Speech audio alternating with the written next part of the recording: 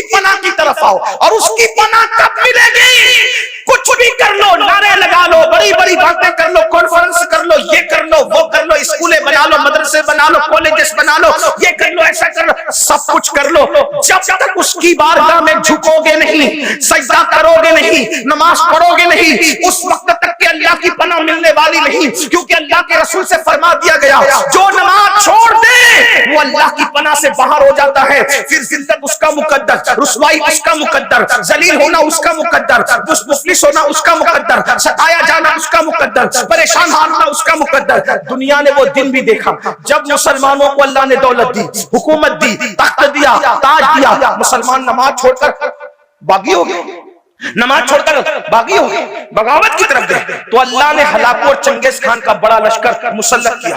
تو کچھ ولی لوگ پیچھے آ گئے، اللہ کے ولی لوگ کہ ہم مقابلہ کریں گے کس سے؟ ہلاکو چنگیز خان سے. جیسے وہ مقابلے میں وہ ولی ہٹ گئے، نہیں کیا مقابلہ. لوگوں نے پوچھا اللہ والوں روحانیت کیا ہوگی، کیوں مقابلہ نہیں کرتے؟ کہا رجال الغیب کی روحیں تو ان کے سر پر ہے. اور وہ روحیں کہہ رہی جس کو ہم سنتے ہوئے سن رہے ہیں، وہ روحیں کہتے ہیں ان کافروں سے اے کافروں ان فاسقوں کو ختم کر دو. اے کافروں، ہلاکو چنگیز خان کی فوج کے سر پہ کس کی روحیں ہیں؟ ولیوں کی روحیں. اور کیا کہہ رہی ہے؟ اے کافروں ان فاسقوں کو، بدکاروں کو ختم کر دو. مسلمان زانی ہوا، گانے سننے والا ہوا، شرابی ہوا، مسجدوں کو ویران کرنے والا ہوا، علماء کا گستاخ ہوا، اللہ کے دین کا باغی ہوا. اللہ نے اتنا بڑا لشکر بھیجا. اس لشکر نے کیا کیا پتہ ہے؟ مسلمانوں کی سر کی کھوپڑیوں پر مینار تعمیر کی. یعنی جب اللہ سے بغاوت کرو گے تو اللہ کے فیصلے کیا ہوں گے یہ وہی جائے. جب خدا کے ساتھ سرکشی کرو گے پھر اس کے فیصلے کیا ہوں گے. وہ بے نیاز ہے، کوئی مر رہا ہے، کوئی کٹ رہا ہے، کوئی تباہ ہو رہا ہے، اس کی ربوبیت کی شان پر کوئی فرق نہیں پڑتا. وہ غیور ہے، غیور. اس کے اپنے فیصلے، وہ اپنے محبوبوں کو یتیم کر دیتا ہے. اس کی شان غیرت ہے، اس کی شان غیرت ہے. شجر ممنوعہ کو ہاتھ میں لے لیا جاتا ہے تو معصوم کے کپڑے واپس لے لیے جاتے ہیں اور جنت سے باہر کر دیا جاتا ہے. اس کی شان غیرت کو دیکھیں. یہاں تو بہت آنکھ بند کر کے سوچنے ارے مولانا کچھ بھی کریں گے اللہ تو ہم سے پیار کرتا ہے، ہم جنت میں جائیں گے. کیوں؟ جسے خلیفہ بنایا تھا اس سے پیار نہیں تھا، فرشتوں کا مسجود بنایا تھا اس سے پیار نہیں تھا، جس کو دست قدرت سے پیدا کیا تھا اس سے پیار نہیں تھا.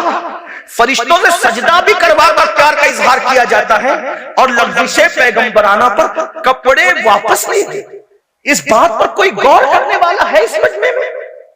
معصوم سے خطا جس کے قریب سے ہو کر بھی نہیں گزر سکتی لفظ پیغمبرانہ کی بنیاد پر.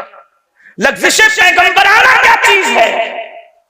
معصوم سے کپڑے واپس لے لیے جاتے ہیں، کہتے ہیں آپ جہاں زمین پہ جائیں. اور پھر غیرت کا حال یہ ہے کہ وہ معصوم جسے فرشتوں نے سجدہ کیا تھا، جس کے سر پر تاج خلافت رکھ کر اپنے دست قدرت سے جسے جنت میں بنایا تھا، 200 سال تک وہ معصوم پکارتا ہے، دعا کرتا ہے، اس پہ کوئی جواب بھی نہیں دیا جاتا. غور تو کریں.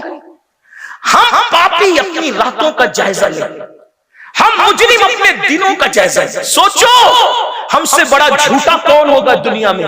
ہم تو جھوٹ بولنے کو گناہ بھی تصور نہیں کرتے، عورتوں پہ پاپ کی نظریں ڈالنے کو گناہ بھی تصور نہیں کرتے، ہاں حرام لقمہ کھانے کو گناہ بھی تصور نہیں کرتے. کتنے جرائم کر کے جنت کے دولہا بن کے بیٹھے کہ مولانا اتنا مایوس مت کرو ہمیں، ارے ہم جنت میں نہیں جائیں گے تو کون جنت میں جائیں گے. میں کہتا ہوں معصوم کو لغزش پیغمبرانہ پر کپڑے واپس لے کے اگر جنت سے باہر نکالا جا رہا ہے، کوئی نفرت نہیں ہے، کوئی عداوت نہیں ہے. ہماری عبرت یہ صرف ہماری کہ ہم سجدہ بھی کرواتے ہیں اور اگر غیرت پر آ جائے، غیرت کا اظہار کریں تو پھر جنت کے باہر کر کے 200 سال تک کے دعا کا جواب بھی نہیں دیتے، آنسو بہائے جاتے ہیں دعا کا جواب. سوچو مسلمانوں ہم کیا ہیں؟ اپنی راتیں دیکھو، اپنے دن دیکھو. یاد رکھنا یہاں کتنے بھی عیش آرام کر لو، جب مر کے آنکھیں بند ہوگی تو اس خواب سے، اس غفلت سے آنکھیں کھلے گی کہ میں تو دھوکے میں تھا، میں تو اپنے آپ کو دھوکہ دے رہا تھا، میں تو اپنے آپ کو فریب دے رہا تھا. میرے بھائیوں رحم کر لو,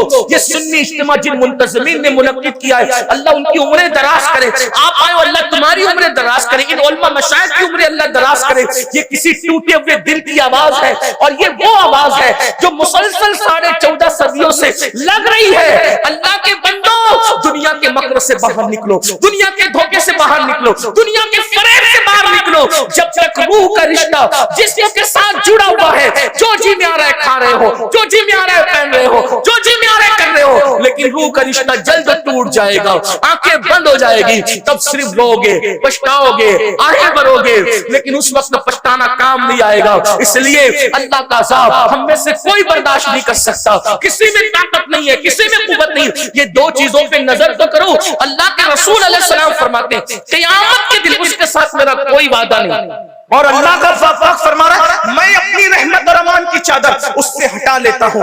50 منٹ کا ٹائم دینا ہے, صرف آج عہد کر لو. پھر اس کے بعد اللہ کے رسول علیہ السلام فرماتے ہیں اسی پہ بات اگر بڑھے گی تو بہت بڑھے گی. حدیث دوسری اسی پر آقا فرماتے ہیں پھر ہم نے جہنم کا مشاہدہ کیا. اللہ کے رسول فرماتے ہیں میں نے دیکھا کہ کچھ لوگ ہیں جو جہنم کے درختوں کے اندر, آگ کے درختوں میں الٹے لٹکے ہوئے. اللہ سن لیں اس کو.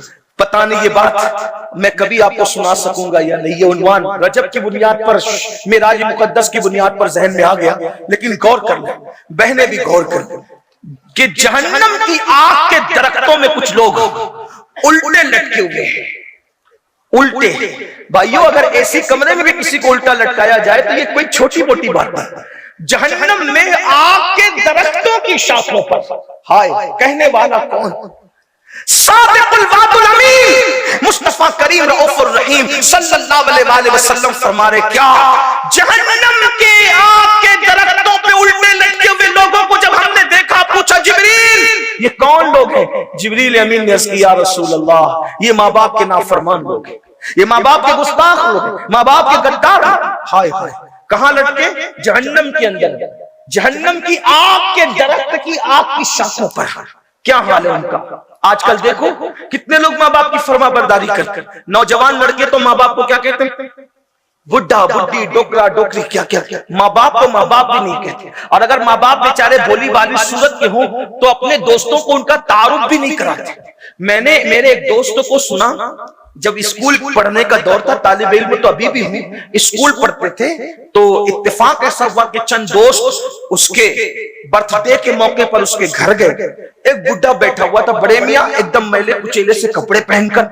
دوست بھی اچھے کپڑے میں تھے, وہ جناب بھی اچھے کپڑے میں تھے. پوچھا ہم لوگوں نے کہ یہ کون ہے؟ تو وہ یہ ہمارے گھر میں کام کرنے والا ہے.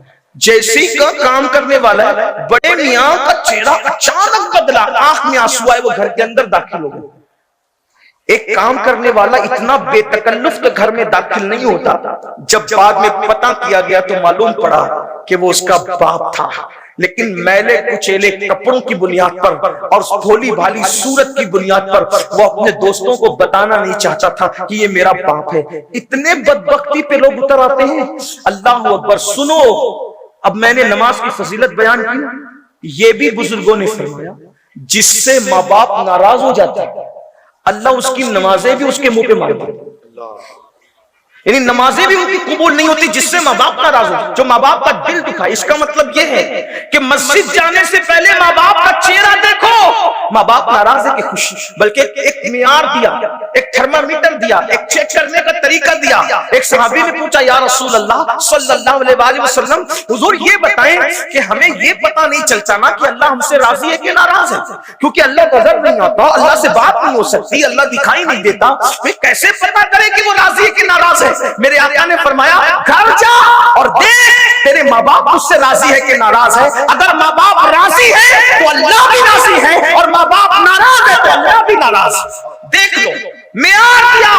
اور آج کل کے نوجوان بچے خاص طور پہ پسند کی شادی کے معاملے کو لے کر, اور بیٹیاں خاص طور پہ ماں باپ کا بہت دل دکھا رہے, ماں باپ کو بہت تکلیف پہنچ. میں سمجھتا ہوں کہ 60% لڑکے اور لڑکیوں کا مسئلہ ہے کہ وہ پسند کی شادی کے معاملے میں ماں باپ کا دل دکھاتے, ناراض کرتے. میں نے ایک ویڈیو دیکھی, کلپ, ایک بیٹی پولیس اسٹیشن میں بیٹھی ہے, باپ اس کے ہاتھ جوڑ کے کہہ رہا ہے میری بیٹی میں گھر چل, اپنے گھر چل کے بات کریں گے تو اس کو بھوت سوار ہے.